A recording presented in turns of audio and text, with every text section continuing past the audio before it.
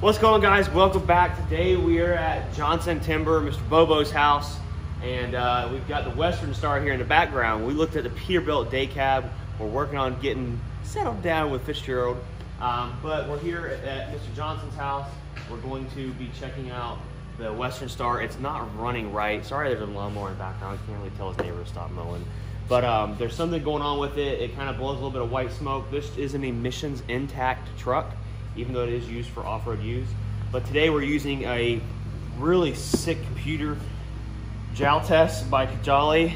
They sent it to us to use on some of our trucks, and up to this point we haven't had any trucks to use it on because everything we've been working on is like the Cabo Freightliner. It's really old and it's not, it's really old and it's too outdated to use the software on. So we're gonna be plugging this into the Western Star and scanning it and see what we can figure out what's going on with it and see if we can get her fixed up today for them. So we're gonna go ahead and open up our Jaltest diagnostic tool. With the tool, I opted to get the Panasonic Toughbook, which we use for plugging in the actual software and all the hardware and wiring. So I'm gonna go ahead and get the box here, which we plug into everything. We know it's a 9-pin plug that's in there, and we need the USB wire. And we will go over here and plug it in the truck and get it all set up. So the first thing we want to do is look at the data port, which is already right here hanging on these trucks. Most of the, what year is this again? 07, 09? Most of the late 2010 trucks and later than that have a lot of issues with the emission system on it, so the plugs are always hanging or easy to find. So we know what it is. It's a 9-pin round plug. We'll get that plugged in, and we'll get the plug plugged in right here on our Jaltest software tool here, and we'll get the computer fired up and we'll get the key turned on and start scanning it, see if we can find out what's going on with it. This company, I'll put a link in the description below to their website. You can go down there and check them out. Awesome products, guys. We're going to go through on how to use it also. All right, guys, so we've got our Panasonic Toughbook pulled up here, and we've got our Jaltest software pulled up here. We've got it in auto mode over here. You can go to manual also and select your truck, trailer. It can even diagnose trailers. You can do just about anything, bus, or even all the way down to the engine. So we're gonna do an auto mode. Come over here and select heavy duty 9-pin. That's what we're using. And we wanna select system scan plus read fault codes. And we're gonna wait for it to detect the systems that is on board the truck.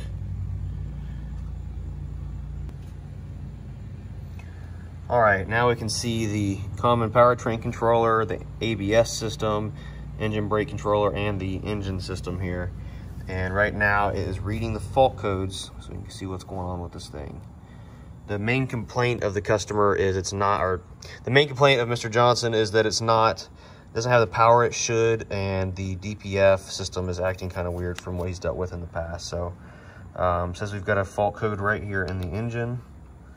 We'll click that, see what it is. This is idle speed adjustment, regeneration signal interrupted, particulate matter or soot quantity out of established limit. So what it's basically saying is your filter's full and you just replaced it. So we're gonna open this up right here. And whenever you scroll into the code here, the system will tell us when the code was thrown all the way down to the exact date and the hour of the first occurrence. So this happened on June 18th, 2020 at 11:45 a.m. The engine RPM it was at, engine torque, so it was at idle when this happened. Coolant temp. You can see pretty much everything in here. All the way down to the fuel pressure, oil temp, every diagnostic available and every reading in the computer to see what was going on. So you can scroll through here to see if there's anything not correct whenever it threw that code. So now that we see all this information, we can click the help button right here, and it'll tell us what could cause the issue, components related to the fault. So you may have a bad coolant temp sensor. Coolant temp sensor could be faulty. And we can even see information about it and even what the sensor looks like. And even how to replace it. That is really cool. And all the way down to right there is the actual engine that's in the truck. So very, very detailed information in here. All the way down to the torque. Wow, this is mind-blowing, guys. I'm still learning the software and it's crazy.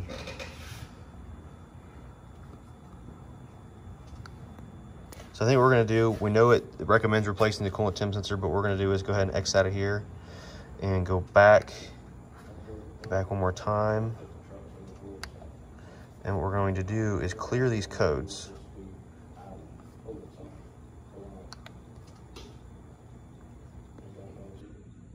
All right, so now that we're connected to it, we're gonna go in here. We've already read the fault codes. We're gonna clear all the codes. We're gonna start this truck up and run it right quick and see if they decide to come back up. So all of the successfully repaired fault codes will be cleared from the control unit memory. Check.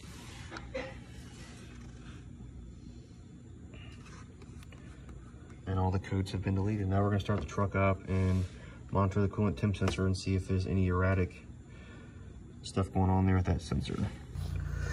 All right, so made it back to the main menu, guys. We're gonna monitor the data in the trucks. We're gonna go to live data selection.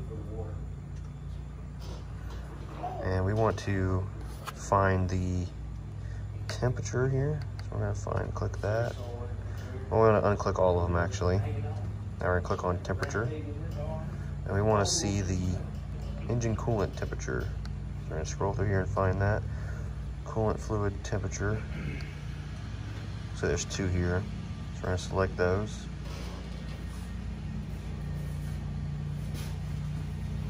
And we're gonna come over here to the magnifying glass and display the selected one. So right now, the truck is still a little bit warm because you did drive. You drove it home today, didn't you? Huh? You drove this home today? Yeah, so it's still a little bit warm, so it's at 119 degrees. So we're gonna go ahead and fire the truck up and watch that, see if it starts jumping around, doing anything funny.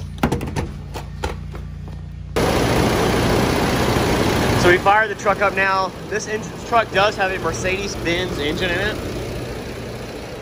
This is what we are reading. We're gonna let it idle for about 5 to 10 minutes and see if our coolant temperature starts to rise accordingly. So other than the issue the truck's having, I've started it up and we hear an air line leaking right here. We're sitting on the EGR pipe and it's melted. So we're gonna tape that up for now until we get, it knows it's leaking, so we're gonna tape that up for now. So you can get a splice put in tomorrow. So you see right here, guys, the coolant temp is starting to rise. It's at 127. We're gonna go ahead and idle it up a little bit. See if it starts to rise.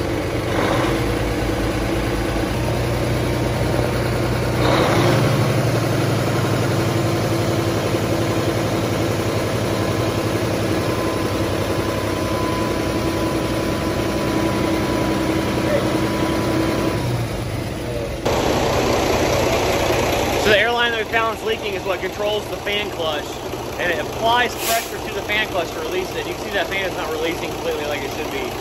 So you're gonna get a little butt connector to fix that, but that's not the issue with the regeneration system.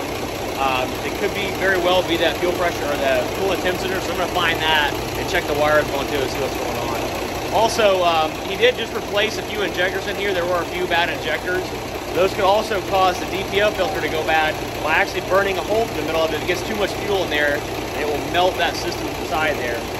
So it's almost impossible to check that without pulling apart the DPF cover, which is over here. So right down inside here is the diesel particulate filter. You can see all these sensors down in here. And a control panel right here that goes to it. And inside there is a filter that gets extremely hot and burns off any unburnt fuel, soot, and things like that. That's why a lot of our newer trucks you see going down the road don't smoke. And once those get a hole in it, they will throw the entire system of the truck off and not run right.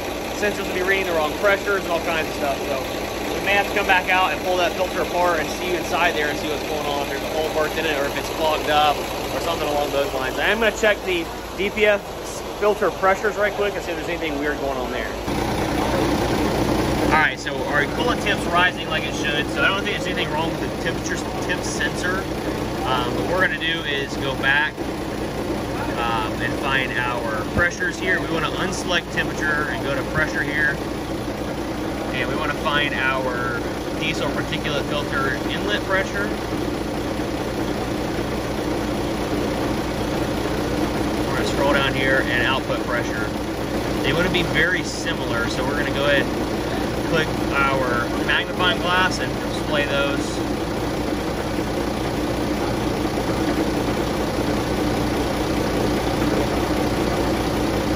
So we're looking at our max pressure. So right there It doesn't appear to be clogged. Our current pressure is 0.013 psi, and our max output pressure should be 0.829 psi. So we'll go ahead and rev it up a little bit and see what those come to.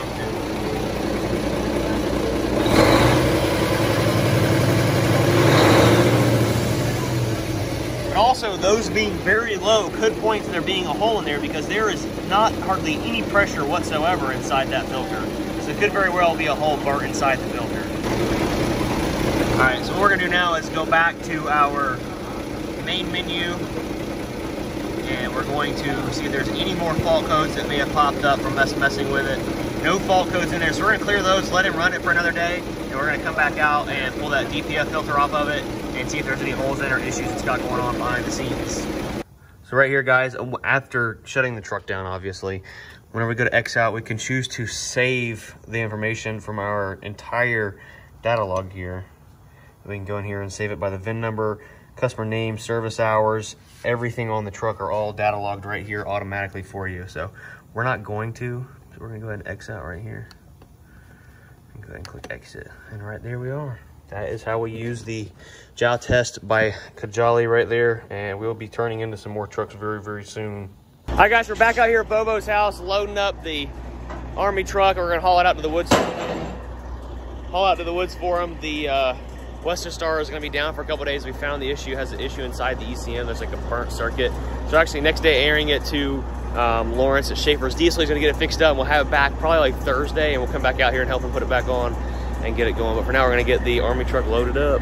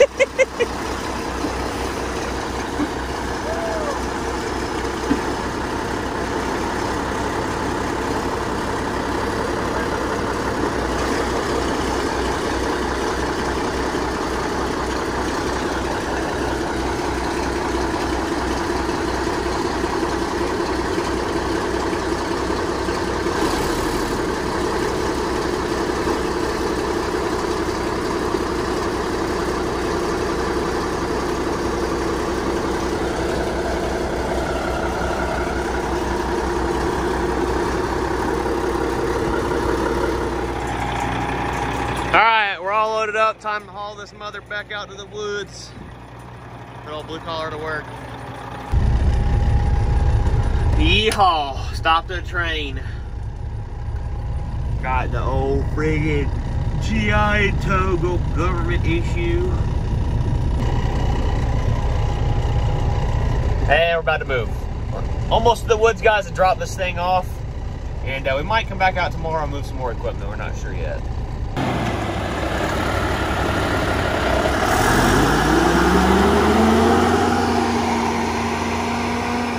If you guys remember, this is where we were out logging like 2 weeks ago, and they have cut a ton out of here already.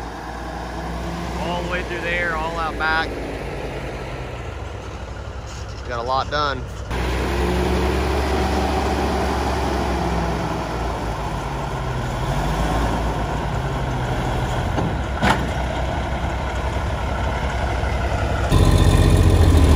Alright guys, we're parking a scooter in front of the GI so no one steals it.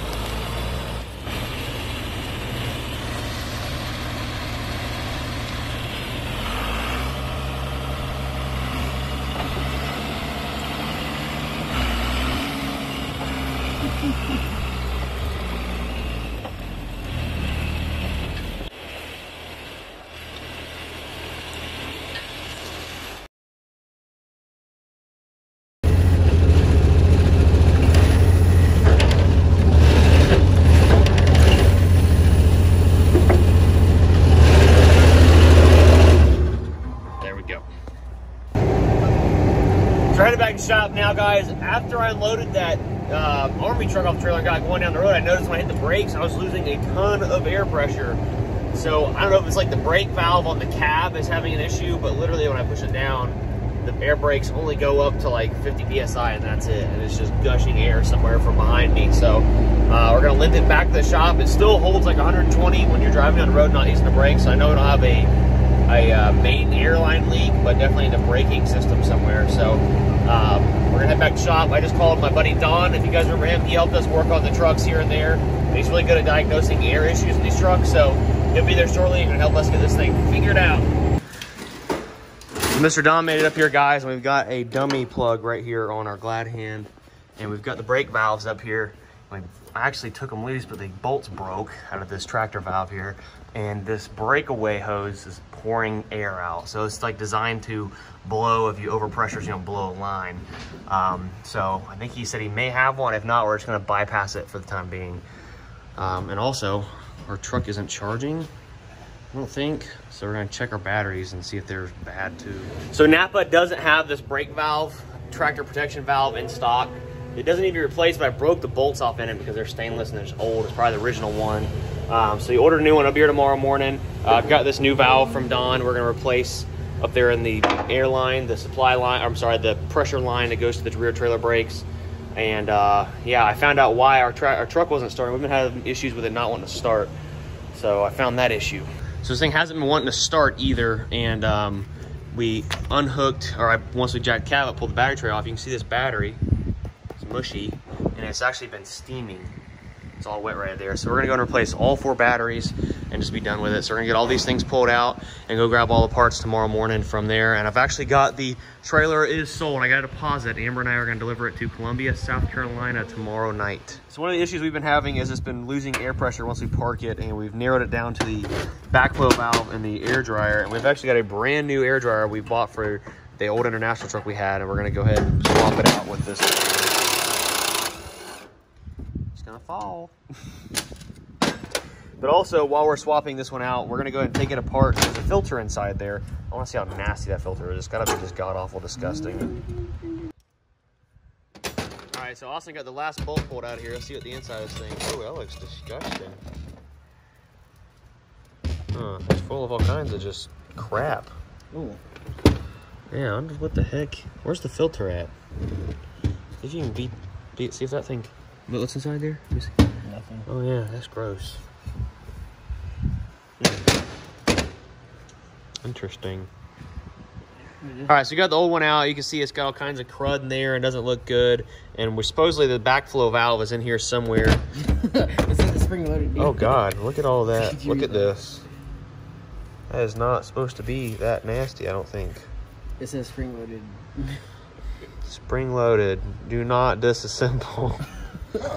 Oh, Brad, go get the sledgehammer. Like it's like Brad trying to break the cam. All right, so we're gonna get the new one put on there and hope for the best. And we're gonna try to blow out some of these air lines before we do. Make sure there's nothing contaminating in the inside of them. This line comes right off the air compressor. That line, I don't know what the heck that one goes to, but it's melted. Interesting.